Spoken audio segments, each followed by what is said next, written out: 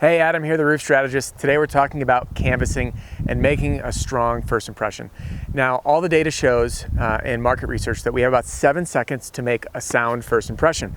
People are going to judge you based on how you look, how you behave, your body language, even before they open the door. So what we're going to talk about today is how to make the best first impression possible.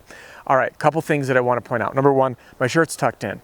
I see this all the time with sales guys across the country, and especially canvassers, and especially down south where it gets hot.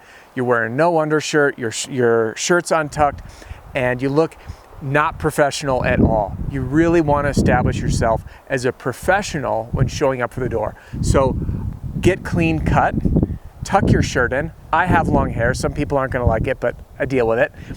Make sure you're presentable and you look like you'd want to show up for a job interview. Two other things I want to point out.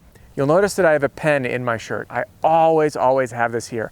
I don't know why, but it's always, it's very convenient to have, because if a homeowner gives me their name and I need to write something down, boom, I've got it and I can start writing. The other thing is it looks professional, it looks prepared. So I'll always have my pen here. I'm just putting it in my pocket so I don't smash my microphone. The other thing is I always have a clipboard or a folio of sorts.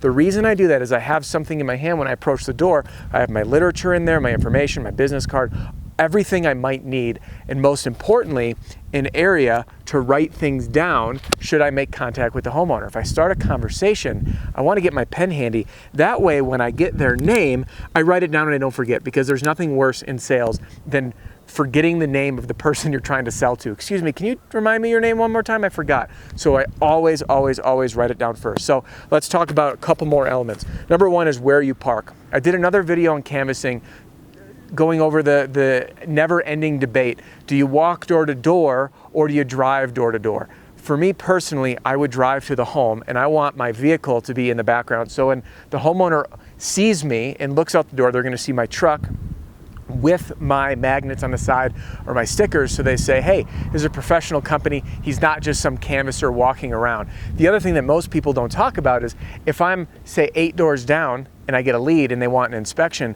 now I got to walk 8 doors back, pick up my vehicle and drive there. And it's a horrible way to start the sales dialogue, because the homeowner thinks to themselves, wow, he got rejected by the other 8 neighbors. I wonder who this guy is. Versus driving door to door. The homeowner opens it. They see a guy who's presented, well presented, his shirt's tucked in, his truck's behind him. He says, oh, I wonder what they're here for, right? They start to think it's very intentional for you to show up. So let's do a quick recap. 1, drive door to door. Park your truck in a way that they're going to be able to see from the door when they look out. So it looks very intentional. No one likes canvassers. It's what we have to deal with in this industry. Number 2, tuck your shirt in and look presentable, okay? As simple as it sounds, tuck your shirt in. It's the easiest thing that you can do to overcome looking like a schlub. Number 3, have a pen in your shirt or like that, because it is always handy and it looks professional and prepared.